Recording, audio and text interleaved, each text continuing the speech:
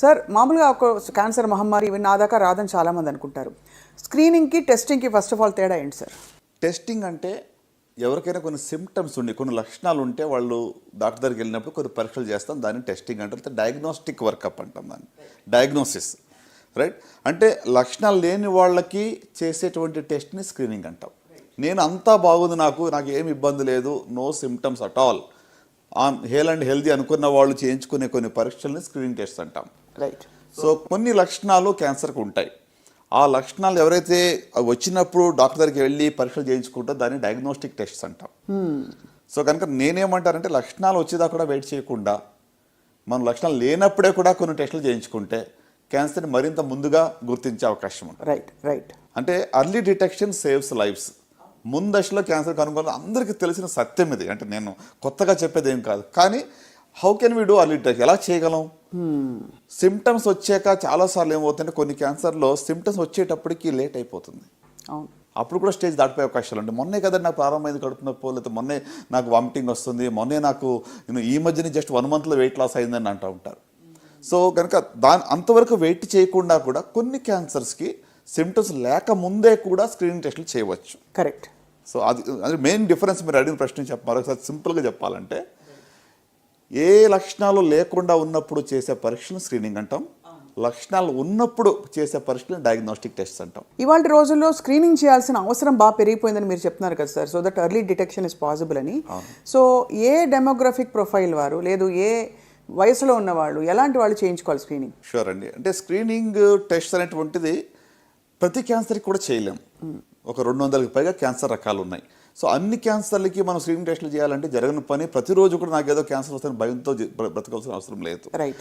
So కనుక most common సర్వసాధారణంగా కనబడే క్యాన్సర్స్కి మాత్రమే స్క్రీనింగ్ టెస్ట్ చేస్తాం. అది కూడా పాపులేషన్ బేస్డ్. ఎక్కువ మందిలో ఎక్కువ సాధారణంగా కనబడే క్యాన్సర్స్కి మనకు స్క్రీనింగ్ టెస్టులు అందుబాటులో ఉన్నాయి. ఉదాహరణకు ఆడవాళ్ళలో మీరు చూస్తే రొమ్ము క్యాన్సర్ నెంబర్ 1 రండి. ప్రతి 8 మందిలో ఒకళ్ళకి రొమ్ము క్యాన్సర్ వచ్చే అవకాశం ఉంటుంది. వచ్చింది అంటే మనకున్న జనాభాను మనం చూస్తే చాలా హై నంబర్, అది లైఫ్ టైంలో వచ్చే రిస్క్. అవును. సో ఇండియన్ కాంటెక్స్ట్లో 1 in 26, 1 in 28 అని అంటాం, కానీ బట్ మన డేటా కరెక్ట్గా లేదు. రైట్. సో కనుక రిస్క్ డెఫినెట్గా హై ఉంది, పాపులేషన్ కూడా చాలా ఎక్కువగా ఉంది. సో కనుక రొమ్ము క్యాన్సర్కి స్క్రీనింగ్ టెస్టులు అందుబాటులో ఉన్నాయి. అలాగే సర్వైకల్ క్యాన్సర్, గర్భాశయ ముఖద్వారపు క్యాన్సర్, దానికి సంబంధించి కూడా స్క్రీనింగ్ టెస్టులు మనకు అందుబాటులో ఉన్నాయి. అట్లనే ఓరల్ క్యాన్సర్స్, నోటి క్యాన్సర్స్ కానివ్వండి, కోలాన్ క్యాన్సర్స్ కానివ్వండి, రైట్, లేక లంగ్ క్యాన్సర్స్. ఇప్పుడు హై రిస్క్ ఉన్న వాళ్ళలో లంగ్ క్యాన్సర్ కూడా స్క్రీనింగ్ టెస్టులు అందుబాటులో ఉన్నాయి. సో 4-5 రకాల క్యాన్సర్లుకి మనకి స్క్రీనింగ్ టెస్టులు అందుబాటులో ఉన్నాయి. రైట్. అంటే అన్ని క్యాన్సర్ని ఒక టెస్ట్తో కనుగొంటారనేది లేదండి ఇంతవరకు. మల్టీ క్యాన్సర్ డిటెక్షన్ అని చెప్పి ఒక రీసెర్చ్ నడుస్తూ ఉంది అమెరికాలో. ఇంకా దానికి ఇంకా చాలా టైం పడుతుంది. అంటే బ్లడ్ టెస్ట్తోనే మొత్తం బాడీలో ఏ క్యాన్సర్ ఉందని తెలుసుకునే స్టేజ్లో మనం ఇంతవరకు రాలేదు. Right right right. సో కనుక ఆడవాళ్ళలో కొన్ని క్యాన్సర్ మనం చూసాం. రొమ్ము క్యాన్సర్ కానీ, గర్భాశయ ముఖద్వారపు క్యాన్సర్ కానివ్వండి, పెద్దపేగు క్యాన్సర్ కానివ్వండి, ఓవిరియన్ క్యాన్సర్ కానివ్వండి, లంగ్ క్యాన్సర్ కానివ్వండి, వీటికి కొన్ని టెస్టులు మనకు అందుబాటులో ఉన్నాయి. అలాగే మగవాళ్ళలో చూసినట్లయితే మరి ప్రోస్టేట్ క్యాన్సర్ సర్వసాధారణంగా ఉంటుంది. దానికి సింపుల్ బ్లడ్ టెస్ట్ ద్వారా కానీ మనం స్క్రీనింగ్ చేయొచ్చు. సిమ్టమ్స్ లేకుండా 50 సంవత్సరాలు పైబడిన వాళ్ళకి ఒక సీరం ప్రోస్టేట్ స్పెసిఫిక్ యాంటీజెన్ చేస్తే సరిపోతుంది. ఇప్పుడు ఆడవాళ్ళు మనం ముందుగా అనుకున్నట్టుగా ఇప్పుడు మ్యామోగ్రఫీ అండి, 40 సంవత్సరాలు పైబడిన వాళ్ళు ఒకసారి మ్యామోగ్రఫీ చేయించుకోవాలి. అంటే నాకున్న పెయిన్ పాయింట్ ఏంటంటే ఈవెన్ ఎడ్యుకేటెడ్ పీపుల్లో అర్బన్ ఇండియాలో కూడా మనం చూస్తే 1% కన్నా ఎక్కువ స్క్రీనింగ్ చేయించుకోవటం లేదు. Right right right. అంటే మనం ఏదో గ్రామీణ ప్రాంతాల్లో యాక్సెస్ లేదు, వాళ్ళు చేయించుకోవట్లేదు ప్రశ్న కాదండి. చదువుకున్న వాళ్ళలో కూడాను 40 సంవత్సరాలు పైబడిన వాళ్ళు ఎంతమంది బ్రెస్ట్ క్యాన్సర్ స్క్రీనింగ్ చేయించుకున్నారంటే మన దాకా రాదనుకుంటారు. సిమ్టమ్స్ లేదు, మాకేం పర్వాలేదు, మమ్మల్ని తాకదు అనుకుంటారు.